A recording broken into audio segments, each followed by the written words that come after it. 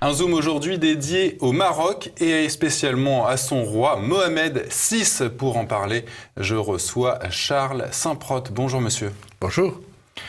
Charles Saint-Prote, pour ceux qui ignorent qui vous êtes docteur en sciences politiques et directeur général de l'Observatoire d'études géopolitiques de Paris. Et donc, vous nous présentez aujourd'hui votre ouvrage Mohamed VI ou la monarchie visionnaire. C'est édité aux éditions du Cerf. Avant de parler du roi, donc Mohamed VI, Charles Saint-Prote, j'aimerais qu'on parle de l'institution monarchique marocaine. Il s'agit donc d'une monarchie parlementaire. Pourquoi dites-vous qu'elle est l'atout principal de la nation marocaine et qu'elle lui confère même un avantage sur les autres pays de la région? Vous savez, le roi Hassan II disait... Le père de Mohamed VI. Le père de Mohamed VI disait « les rois ont fait le Maroc », ce qui nous rappelle une certaine chanson française. Et la constitution du Maroc, c'est un peu la constitution de la France.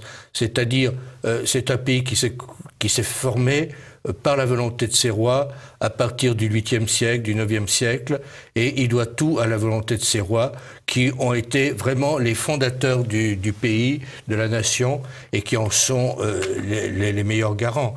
Aujourd'hui, on s'aperçoit d'une chose, c'est qu'au sud de la Méditerranée, le seul pays stable, le seul pays qui n'a pas de problème, ou qui n'a pas trop de problèmes, et qui est un allié aussi fidèle de la France et du monde occidental, c'est le Maroc, grâce à cette monarchie, qui est une monarchie visionnaire, qui est une monarchie forte, et qui est une monarchie gouvernante. Car ce qui est très important... c'est une monarchie parlementaire, mais contrairement aux monarchies européennes, vous l'écrivez dans votre ouvrage, le roi gouverne réellement. Oui, je dirais même pas que c'est une monarchie parlementaire. C'est peut-être une monarchie constitutionnelle, sachant qu'une monarchie constitutionnelle, ça peut être tout. Charles X avait édité une charte, et on pouvait aussi considérer que la monarchie de Charles X était une monarchie constitutionnelle.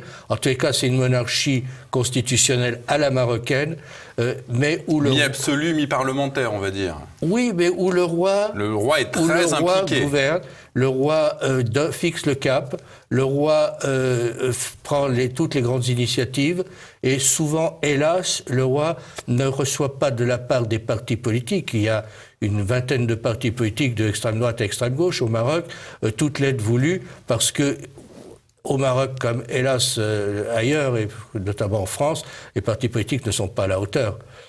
En revanche, le roi a le soutien des milieux actifs, des milieux dynamiques, des milieux économiques, des milieux administratifs, des walis, des femmes surtout, des femmes.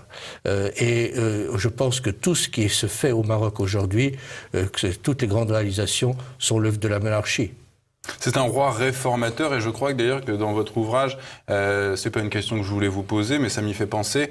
Vous évoquez, je crois, un texte musulman qui évoque l'arrivée tous les siècles pour le Maroc d'un roi réformateur qui va changer les choses. À l'origine, d'ailleurs, l'islam est réformiste, puisque l'islam n'est pas une nouvelle religion.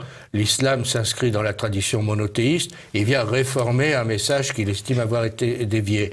Et il est dit dans le Coran que chaque siècle, il y a un réformateur qui vient pour remettre les choses.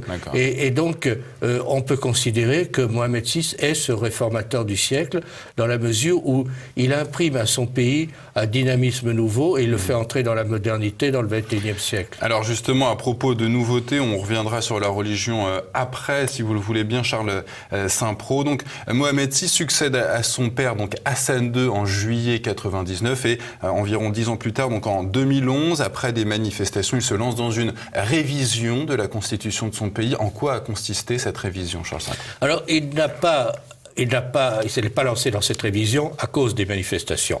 Car en réalité, le mouvement intégriste et gauchiste, c'est-à-dire qu'on a vu l'alliance extraordinaire de milieux qui sont pro-iraniens, dans un pays où il n'y a pas de chiites, d'un mouvement qui était animé à l'époque par un nommé Cherki Yassine et qui veut instaurer la velayat el-faqih, c'est-à-dire le mode de gouvernement des mollahs au Maroc, et l'alliance avec les gauchistes, les trotskistes notamment. Donc ces gens-là ont fait beaucoup de bruit dans la rue, n'ont jamais réuni beaucoup de monde. S'il y a eu 130 000 manifestants dans toutes les villes du royaume, c'est le maximum. Et le roi avait entrepris une réforme bien avant, notamment sur le plan régional. Il voulait faire la régionalisation de façon à ce que toutes les régions du pays participent à l'essor économique et au dynamisme économique. Donc, ce qu'on appelle décentralisation. Décentralisation et déconcentration, en fait. Il a déconcentration parce qu'il a donné plus de pouvoir aux représentants de l'État sur place, et régionalisation. Et en fait, le roi a toujours été contre cette idée, qui était une idée un peu coloniale, du Maroc utile et donc qui implique un Maroc inutile. Pour lui, il n'y a pas de Maroc inutile, toutes les régions doivent apporter leur pierre, et il avait lancé le grand processus de la régionalisation. Et la Constitution, qui a été adoptée par référendum en 2011, fait la part belle à cette régionalisation qu'ils appellent régionalisation avancée, et qui est aussi liée au traitement de l'affaire du Sahara marocain, puisque le roi a proposé un plan d'autonomie qui accorderait une large autonomie à la région sud. On y reviendra d'ailleurs sur cette affaire du Sahara marocain. Charles Saint-Prot, vous évoquez le rôle indéniable de l'islam au Maroc et la religion de l'État marocain. Le roi comme descendant du prophète Mohammed et donc le commandeur des croyants. Voilà, c'est un statut qui revient au roi du Maroc. Et vous dénoncez le prétendu islam politique, je vous cite, comme une sorte de construction idéologique artificielle, mais l'islam n'est-il pas au fond, et le Coran aussi, une sorte de code civil? L'islam n'est-il pas un système juridico-politique? Alors l'islam n'est pas un système juridico-politique, l'islam est une religion, et il est clair que mais est-ce que ça n'est pas plus que ça? Est-ce que ça n'est pas aussi une civilisation, l'islam? C'est une civilisation, comme le christianisme est une civilisation, comme d'autres religions peuvent être une civilisation. Que ce soit une civilisation, on ne le nie pas, mais l'islam n'a rien à voir avec la caricature qu'on a pu faire et qui en font... je crois que c'est à partir des frères musulmans qu'on a assisté à une confiscation, une instrumentalisation de la religion par un projet politique qui visait à prendre le pouvoir, bien entendu. Et tous les héritiers des frères musulmans, que ce soit le fameux Saïd Qutb, qui a inspiré Khomeini en Iran, et qui a inspiré aussi les talibans, ou les fameux terroristes qui ont tué Sadat, ou d'autres, sont tous issus du même moule, qui est un moule politico-religieux, qui se sert de la religion pour des fins politiques et souvent des fins révolutionnaires. Le vrai islam n'est pas ça. Le vrai islam est modéré. Alors on peut se poser des questions, Charles Saint-Prot, puisque je lisais cette citation de Soeb Benchek, ancien moufti de Marseille. Je le cite: « Si on prend le texte fondateur de l'islam, donc le Coran, et qu'on l'applique, on ne doit rien reprocher à Daesh. » Ah mais on ne peut pas empêcher un imbécile de dire n'importe quoi, et n'importe qui peut se proclamer moufti. Si ça vous amuse, vous pouvez vous proclamer moufti du Kremlin-Bicêtre. Mais je pense que il y a les vrais représentants de l'islam. Mohamed VI en est un. Et Mohamed VI est un peu le garde-fou face à l'extrémisme. Parce que, en tant que commandeur des croyants, c'est un titre, une fonction plutôt qu'il occupe, que les rois du Maroc occupent depuis la fin du califat abbasside, c'est-à-dire que ça date pas d'hier. Et en tant que descendant du prophète, puisqu'il descend, les Alaouites descendent du prophète, comme le roi de Jordanie descend aussi du prophète, il peut parler et tout le monde se tait. Personne ne peut dire qu'il est plus musulman ou plus légitime que le roi Mohamed VI. Et donc le roi Mohamed VI incarne cet islam de la modération, du juste milieu, de la tolérance. Récemment encore, il a reçu le pape à Rabat, et il faut se souvenir que son père, Hassan II, avait reçu le pape Jean-Paul II, et ça a été la première fois qu'un pape mettait les pieds dans un pays musulman, et il y avait eu 2 millions de personnes pour l'acclamer à Casablanca. Donc et vous avez des églises au Maroc, puisqu'il y a pas de chrétiens marocains, mais il y a des chrétiens qui vivent au Maroc, notamment des Français, et puis des Africains, et puis il y a des Juifs. L'islam est la religion d'État, mais ça n'empêche pas une liberté du culte des autres religions. Et vous avez la cathédrale de Rabat, et moi je suis toujours frappé du fait que dans la cathédrale de Rabat, vous n'avez pas 400 chars d'assaut devant. Il y a un policier qui est là, comme il y en a un peu partout, mais il n'y a pas du tout de problème. J'étais au Caire récemment, le quartier chrétien est pratiquement un blockhouse. Il est protégé par l'armée jour et nuit avec des chars. Au Maroc, non, parce que personne n'aurait l'idée d'attaquer une église ou une synagogue. Et ça, c'est aussi... Et bien entendu, le dimanche, les cloches de l'église sonnent, comme tout à fait normalement, comme c'était le cas d'ailleurs en Irak du temps du président Saddam Hussein, qui a été assassiné dans les conditions que l'on sait. Toujours concernant la religion, Charles Saint-Preux, vous revenez sur la théorie du choc des civilisations, théorie développée par Samuel Huntington, ce professeur de sciences politiques américain.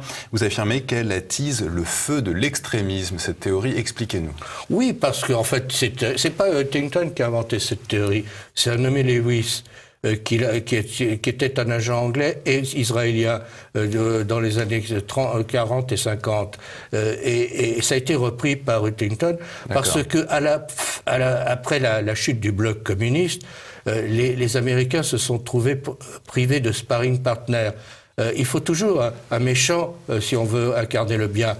Et donc, ils se sont dit que l'islam pourrait tenir ce rôle du méchant et ils ont créé cette théorie qui a été reprise par les néoconservateurs pro-israéliens du choc des civilisations visant spécialement l'islam. Il fallait un nouveau méchant, quoi. Il fallait un nouveau méchant. Et c'est ce qu'ils ont constitué. Mais bien entendu, c'est une théorie totalement hallucinée qui ne repose sur aucun critère. D'abord, parce qu'il n'y a pas un islam, il y a des islams. L'islam marocain n'est pas le même que l'islam turc, qui n'est pas le même que l'islam indonésien, qui n'est pas le même que l'islam saoudien, etc., etc. Donc, c'est vouloir uniformiser sur la tête d'un seul ennemi, c'est un grand mensonge. Vous évoquez, Charles Saint-Preux, la vision nationale et vous pointez du doigt la menace du séparatisme qui veille, qui guette au Maroc. Aujourd'hui, presque la moitié du territoire appelé Sahara occidental est revendiqué par la République arabe sahraoui démocratique. Quelle est l'initiative du roi et de l'ONU pour mettre fin à ce conflit territorial ? Alors d'abord, le séparatisme est une menace pour tous les États. Nous-mêmes en France, nous ne sommes pas à l'abri de menaces séparatistes, hélas. On le voit en Nouvelle-Calédonie, mais on pourrait le voir... Même dans l'Hexagone. Même dans l'Hexagone. Je crois que François Hollande avait évoqué avec ses journalistes, je crois que c'était du Monde, des cas éventuellement de scission à l'intérieur de la France, qui reviendrait à des musulmans extrémistes. De toute façon, c'est une vieille manie des antinationaux d'agiter le spectre du séparatisme et toute l'action des rois de France, par exemple, a été de combattre les féodalités séparatistes. Bon, et au Maroc, il y a un problème de séparatisme qui est l'affaire du Sahara marocain, qui a été montée de toutes pièces par l'Algérie et le bloc communiste dans les années 75. C'était un territoire occupé par l'Espagne. Lorsqu'il y a eu la décolonisation, enfin la fin des deux protectorats français et espagnols, l'Espagne n'a pas restitué le Sahara parce qu'il n'était pas parti du protectorat, parce qu'il était plus au sud. Bon, mais c'est une affaire montée de toutes pièces par l'Algérie et le bloc communiste. Et le Polisario, qui est le mouvement séparatiste, ne représente rien. Ça a toujours été un pantin de l'Algérie et du bloc communiste. D'ailleurs, quand il y a eu les grandes batailles au début des années 80, on entendait, puisque les Français aidaient déjà le Maroc, on entendait les communications en allemand et en espagnol, parce que c'était des Cubains et des Allemands de l'Est qui se battaient, et c'était bien entendu pas les militants du Polisario, qui ont jamais dû être plus de 3 ou 4 000, donc c'est pas un problème. Alors aujourd'hui, il est clair que le bloc communiste a disparu, Dieu merci, il ne soutient donc plus cette aventure séparatiste, mais l'Algérie, elle est un peu comme le lapin du Racel. Elle continue à entretenir, par haine du Maroc, comme il y a aussi une haine de la France en Algérie. Il y a deux pays que le régime algérien, les régimes algériens qui se sont succédés depuis l'indépendance ne supportent pas, c'est la France et le Maroc. Parce que, alors le Maroc, on comprend très bien, il il y a un complexe. Le Maroc est une vieille nation, avec une vieille civilisation, avec une vieille unité nationale qui regroupe les Berbères et les Arabes, et qui se sont mixés. C'est un pays plus petit et puis également qui n'a pas la manne pétrolière et gazière. Alors, il n'a pas la manne pétrolière, mais il s'en sort beaucoup mieux. D'ailleurs, à un moment, ils avaient, parce qu'il y a eu la fermeture des frontières et puis une réouverture des frontières. En l'espace d'un week-end, des millions d'Algériens sont venus au Maroc et ils ont acheté à peu près tout ce qu'ils trouvaient. Donc, le régime algérien s'est empressé de fermer les frontières parce qu'il décrivait le Maroc comme un enfer et les gens se sont aperçus que c'était un paradis. Bon, et en réalité, ce séparatisme n'a aucune chance d'aboutir, tout le monde le sait. D'ailleurs, aucune des 5 puissances membre permanent de l'ONU n'a jamais reconnu le séparatisme. Même la Russie du temps du communisme. La Russie encourageait le séparatisme, mais elle n'a jamais reconnu le mouvement séparatiste et la fameuse République arabe, etc. Bon, sahraoui démocratique qui était bidon. Est-ce que le roi Mohamed VI est soutenu par la politique onusienne justement dans la résolution de ce conflit avec le Sahara occidental? L'ONU soutient les gens comme la corde soutient le pendu. En fait, le roi Mohamed VI est soutenu par la France, qui est l'allié déterminé dans cette affaire, et puis par le Conseil de sécurité, parce que toutes les grandes puissances savent que c'est un conflit qui n'aboutira jamais, que le Maroc est chez lui au Sahara, et que personne ne veut d'un État indépendant au sud du Maroc.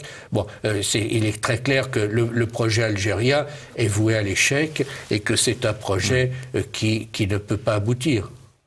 Dès sa prise de fonction, dès sa montée sur le trône, Mohamed VI affirme sa volonté d'avoir une politique sociale très impliquée, très forte.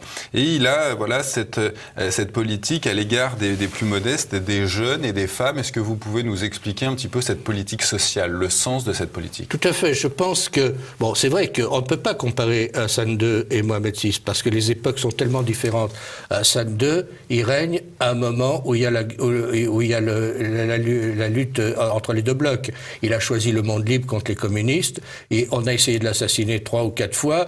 Bon, il se bat le dos au mur face à un environnement qui n'est pas à l'époque très très agréable parce que l'Algérie est avec le bloc communiste, mais il y a beaucoup d'États africains qui le sont.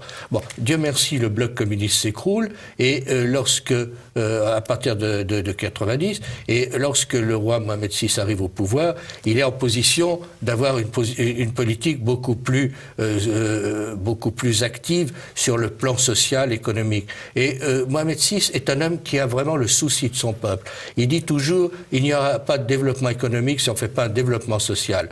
Parce que ça ne sert à rien de faire de l'économie pour l'économie. Ce qui compte, c'est d'améliorer le sort des populations. Alors, des femmes et des jeunes, surtout.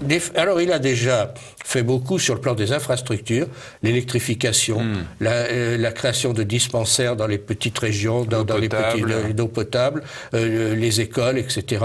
Et puis, il est convaincu que la richesse du Maroc, c'est les femmes et les jeunes, parce que c'est l'avenir. D'abord, on ne fait pas le développement d'un pays à cloche-pied, c'est-à-dire sans y associer les femmes. Il ne s'agit pas d'opposer les femmes aux hommes, ça, il n'y a rien de plus... une idée aussi étrangère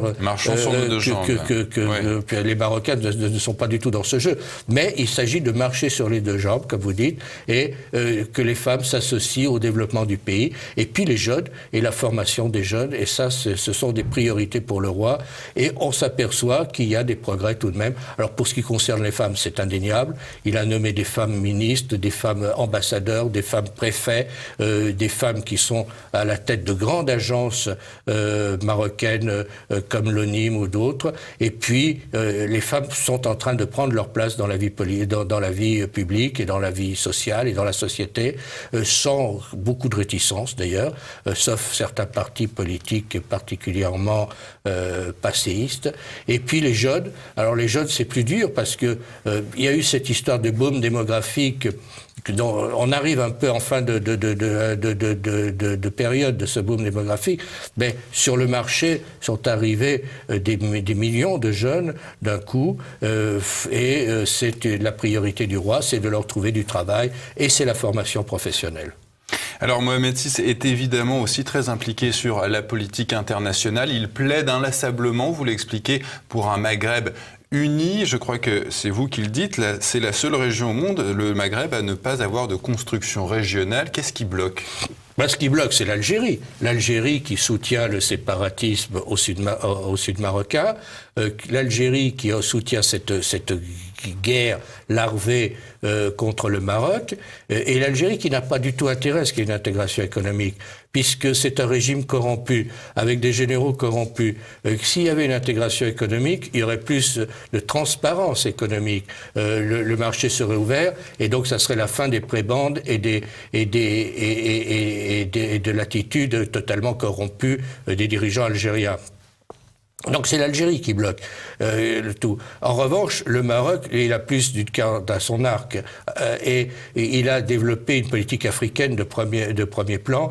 Aujourd'hui, le roi Mohamed VI est considéré par les Africains, par toute l'Afrique, enfin une grande partie de l'Afrique, la majeure partie de l'Afrique, comme le leader du Maghreb. Le leader de l'Afrique. Parce qu'il a une vision. Il a une vision de développement, appelant les Africains à se prendre en main, à développer la coopération sud-sud, à assumer leurs responsabilités. Il fait beaucoup, par exemple, pour le développement agricole de l'Afrique, par l'OCP, l'Office chérifien des phosphates, puisque le Maroc est le premier producteur de phosphate. Et vous savez que pour les engrais, tout ça, le phosphate est très important. Et il a créé des relations avec l'Érythrée, avec le Nigeria, tout ça. Très impliqué aussi dans la lutte contre le terrorisme. Alors, il y a cet aspect économique, de développement, une vision à long terme. Il y a la stabilité. Le Maroc apporte sa coopération, mais quand je dis sa coopération, très étroite et très efficace au service de sécurité africain dans la lutte contre le terrorisme. Et le Maroc est un acteur essentiel de la lutte contre le terrorisme, y compris pour les services français, espagnols et états-uniens. Vous savez que si on a pu arrêter les auteurs des attentats du Bataclan et Aéros, c'est grâce à la coopération avec les services marocains qui sont excellents. Donc il y a cette lutte contre le terrorisme. Il y a la lutte aussi contre le fanatisme religieux, puisque le roi est commandeur des croyants, mais non seulement au Maroc, mais toute l'Afrique musulmane le considère comme le commandeur des croyants. Et donc il a un discours qui est celui de la modération, de la formation des imams. Il a créé un institut de formation des imams. Ils apprennent aux imams, aux jeunes imams, non seulement les bases théologiques, ce qui est important, mais aussi à parler à la télévision, à animer des sites Internet, à répondre aux arguments des extrémistes. Et je crois que ça, c'est très important, parce qu'on ne pourra combattre les extrémistes qu'en répondant à leur propagande. Terminons avec les relations qu'entretiennent le Maroc avec la France. Vous le dites, la France, c'est l'ami le plus sincère et le plus constant du Maroc. Comment est-ce que vous expliquez cette relation de confiance entre les deux pays ? C'est une vieille affaire. D'abord, vous savez que le roi Louis XIV voulait faire épouser, que sa fille épousât un prince marocain. Il y avait eu une grande ambassade, enfin tout ça est raconté par Saint-Simon d'une façon très rigolote d'ailleurs. Après, il y a eu Lyautey qui a quand même été un personnage qui avait compris l'identité marocaine et qui avait compris l'importance de la monarchie marocaine. Il y a eu ce personnage historique de Mohamed V qui, pendant la Première Guerre mondiale, le grand-père de Mohamed VI, qui pendant la Deuxième Guerre mondiale a pris clairement le parti de la France contre l'Allemagne, et ce sont les troupes marocaines qui ont délivré la Corse, ne l'oublions jamais. Et puis le général de Gaulle a remis les insignes de compagnon de la libération au roi Mohamed V, qui était le seul chef d'État étranger à avoir ces insignes. Il y a eu l'aide que nous a apportée le roi Hassan II pendant toute la période de la guerre froide, car si l'on a pu faire des opérations en Afrique, notamment Kolwezi ou ailleurs, c'est grâce à la coopération du Maroc et grâce à l'aide du Maroc. Et maintenant, il y a ce Mohamed VI dans un environnement plus apaisé, Dieu merci, mais où la France reste l'allié indispensable et je dirais même l'assurance vie du Maroc. C'est-à-dire que quand ça a été mal pour le Maroc à l'ONU à cause du Sahara marocain, parce que Obama, dans toutes ses folies, avait entrepris de changer son fusil un peu d'épaule et il n'a pas apporté le soutien nécessaire au Maroc. Il avait même fait nommer comme envoyé spécial du secrétaire général des Nations Unies pour le Sahara un garçon qui travaillait pour l'Algérie ouvertement. Bon, eh bien, c'est la France qui, en menaçant d'opposer son veto, a sauvé le Maroc. Donc il y a là une amitié qui est fondée sur l'histoire, qui est fondée sur les combats en commun. Mais qu'est-ce qui a fonctionné entre la France et le Maroc qui n'a pas fonctionné entre la France et l'Algérie? D'abord, ce sont deux vieilles nations qui ont, comme je disais, à peu près eu la même histoire. Ce sont les rois qui ont fait le Maroc, ce sont les rois qui ont fait la France, on se connaît depuis 12-13 siècles.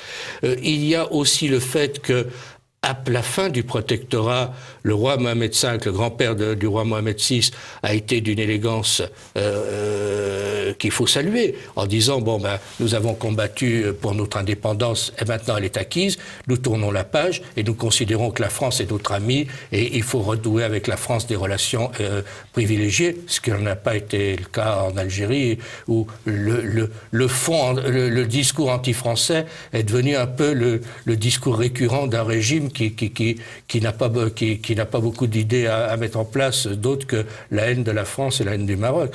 Donc il y a entre la France et le Maroc une vraie amitié, mais qui plus qu'une amitié, c'est fondé sur des relations loyales et très durables. Et puis il y a des relations économiques. Macron a inauguré récemment le TGV qui va relier Tanger, qui relie déjà Tanger à Casa et à Rabat, qui va aller jusqu'à Rabat, qui ira ensuite à Agadir, qui ira ensuite à Laayoune au Sahara marocain. Il y a les Renault, il y a Peugeot, il y a des relations économiques très poussées. Et je pense que tout ça fait que le Maroc est pour la France l'allié indispensable et qu'il faut se féliciter d'avoir cet allié parce qu'au sud de la Méditerranée, le Maroc est quand même le seul pays stable et le seul pays qui est émergent. D'ailleurs, une agence internationale vient de classer le Maroc comme premier pays émergent d'Afrique, mais on s'aperçoit qu'il n'y en a pas aucun autre derrière, quoi. Donc, nous avons tout intérêt... La locomotive de l'Afrique. C'est la locomotive de l'Afrique, c'est la locomotive du dialogue avec les pays européens, parce que le Maroc est à 12 km de l'Europe, par le détroit de Gibraltar. C'est aussi un acteur important dans le monde arabe, parce que le roi est président du comité Al-Quds sur Jérusalem, et sa voix est entendue. Et donc, pour la France, le Maroc est l'État indispensable, le partenaire indispensable. Charles Saint-Preux, je rappelle donc le titre de votre ouvrage, c'est Mohamed VI ou la monarchie visionnaire, que vous avez d'ailleurs écrit avec Zina El Tibi. Merci Charles Saint-Preux d'être venu sur notre plateau. Merci.